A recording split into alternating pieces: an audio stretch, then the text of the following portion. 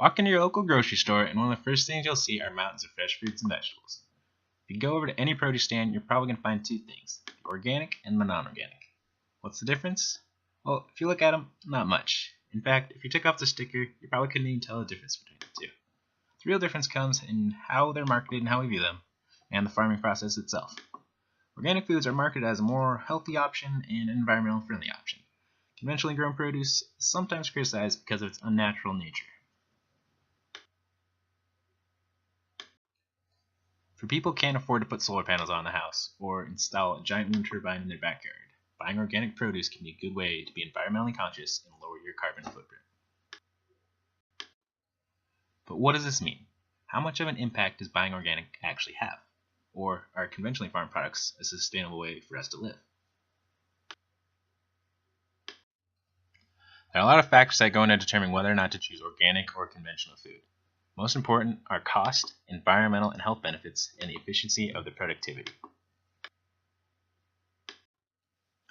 In a 2015 article, Business Insider looked at the difference in cost for organic and conventional food options at a local Whole Foods market. Buying on a weekly basis, they found that most produce would cost between $10 and $50 more per year. Even at the higher end of that range, we're talking about $1 per week, which isn't bad at all. If we look at things like eggs, meat, and milk, organic options were about $100 more per year. That's still manageable at $2 more per week. While a dollar or two here probably isn't going to break the bank, if you add this up across your entire shopping list, you can kind of see how it would add up. This is where organic foods are at a disadvantage because the conventional method is a lot more efficient when producing food. One of the big selling points for organic foods has always been that it's a healthier option. This really just isn't the case. Most reports, in fact, indicate that there's no nutritional advantage to eating organic foods. A study supported by Stanford University's Department of Medicine actually found that there was very little difference in the nutrient levels of conventionally and organically produced produce. As we said earlier, conventional methods also bring a higher yield and more efficient return than organic farming. David Zilberman, who's a UC Berkeley agricultural and environmental economist and GM crop researcher, has often noted that soy and corn specifically have seen a 20 to 30% increase in yield with the use of conventional methods.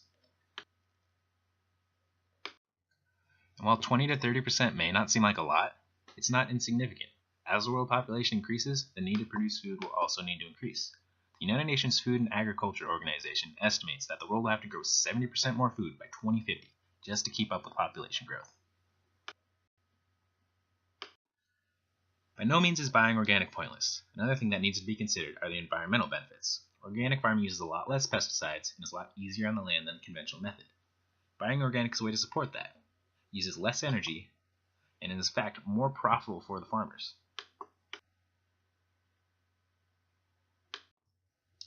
So what do we do now?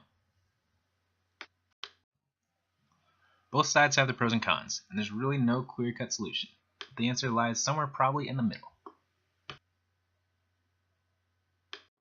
One of the main draws of organic food is that we know what's going in them. You have to meet certain criteria in order to be considered made or produced or grown organically. One of the main draws of conventionally made food is that it's a lot more consumer friendly. It's a lot cheaper to make, we can make it quicker, and we can make more of it.